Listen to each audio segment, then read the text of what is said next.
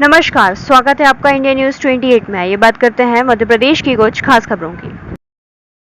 उमरिया में भाजपा किसान मोर्चा के प्रदेश अध्यक्ष दर्शन सिंह चौधरी का हुआ नगर आगमन। किसान सम्मेलन में गिनाई सरकार की किसान हित योजनाएं। खबर मध्य प्रदेश के उमरिया से है।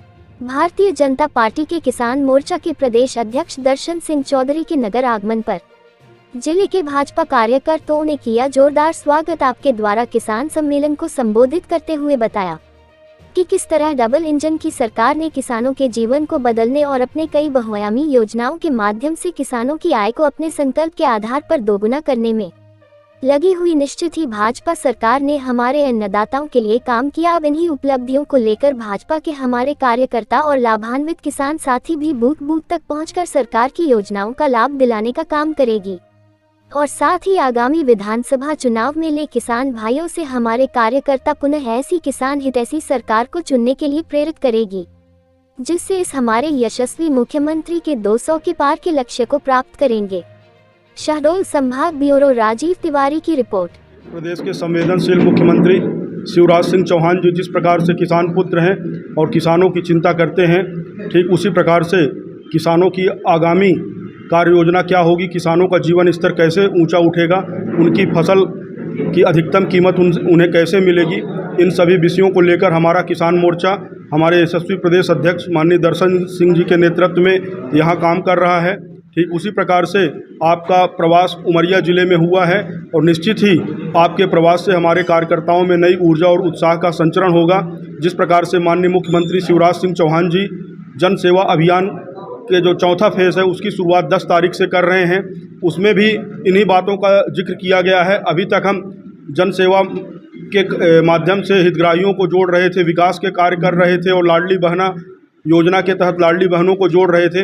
अब चौथे फेज़ में ऐसे काम जो किसी कार्यकर्ता के काम, किसी आम नागरिक के काम, छोटी मोटी जो समस्याएं हैं, किसानों की परेशानियां हैं, उनका समाधान हम कैसे करेंगे, इन सभी विषयों को लेकर लगातार 10 तारीख से जन सेवा अभियान चलेगा।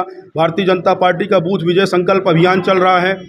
निश्चित ही विधानसभा चुनाव 2023 हो या लोकसभा चुनाव 2024 हो, भारतीय जनता पार्टी की पूरी तैयारी चुस्त दुरुस्त है और हम हर स्तर पर, बूथ स्तर पर हमारे कार्यकर्ता सक्रियता के साथ बड़ी तन्मयता से भी तैयार है नारी सम्मान के साथ, इसको आप कैसे देखते हैं? देखिए, कांग्रेस के बारे में कोई जिक्र करना मतलब गड़े हुए मुर्दे उखाड़ना है।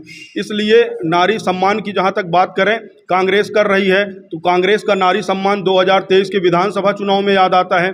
इसके पहले हमारी मातृशक्ति कहाँ गई थी, लेकिन भारतीय कांग्रेस भी लगा रही है। तो जो आरोप कांग्रेस लगा रही है वह तो आप देख सकते हैं, इसके कई उदाहरण हैं। अगर उदाहरणों की बात मैं करूंगा तो भारतीय जनता पार्टी जिस विचार परिवार से हम आते हैं उसका सीधा सा सिद्धांत है कि यत्र नार्यास्तु पूज्यन्ते रमन्ते तत्र देवता, और हम मातृशक्ति को केंद्र बिंदु में रखकर, चाहे चुनाव में उनके आरक्षण की बात हो, चाहे कार्यक्रमों में उनके स्थान की बात हो, हम सभी बातों में नारी, मातृशक्ति और सभी जन समुदाय को केंद्रित करके हम काम करते हैं। उसका जीता जागता उदाहरण है कि अभी हमारे माननीय मुख्यमंत्री ने जो अभी लाडले भांजे और भांजियों के मामा कहलाते थे, अब लाडली बहनों के भैया कहलाने लगे हैं।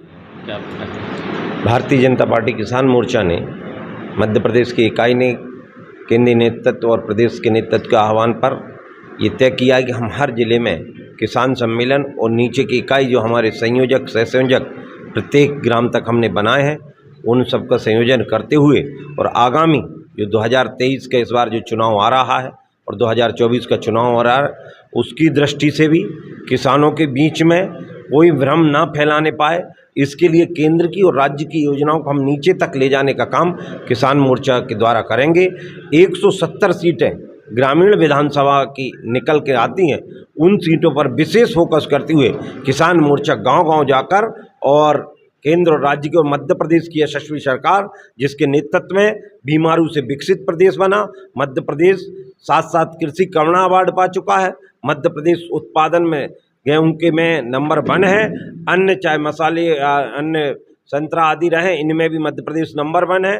खाद्यान्न का क्षेत्र हमारा बड़ा है, सिंचाई का रकबा हमारा बड़ा है और हर क्षेत्र में किसान आश्वस्त है। और कांग्रेस ने जो पिछले बार 2 लाख कर्जा माफी की बात कही थी, उन्होंने केवल बात कही, लेकिन उनके कारण मेरा किसान डिफाल्टर हो गया। उस डिफाल्टर किसान की ब्याज की राशि मध्य प्रदेश सरकार भर रही है। कांग्रेस ने जो ट्रांसफार्मर अनुदान योजना बंद करी थी उसको पुनः चालू करने का काम माननीय शिवराज सिंह जी कर रहे हैं।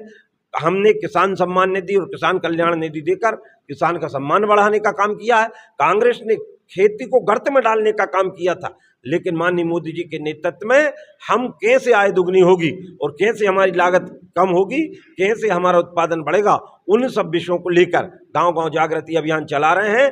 किसान मेरा गौरव इस यात्रा को हमने पहले निकाला था और अभी जगह जगह किसान सम्मेलन करते हुए पूरे मध्य प्रदेश में एक उत्साह का वातावरण है और हम इससे कह सकते हैं कि आगामी समय में भी, वैसे भी हमारे जिले में दोनों की दोनों सीटें पिछली बार बीजेपी की झोली में आई थी, इस बार भी भारी बहुमत के साथ हम संपूर्ण मध्य प्रदेश में भारतीय जनता पार्टी की सरकार बनाएंगे।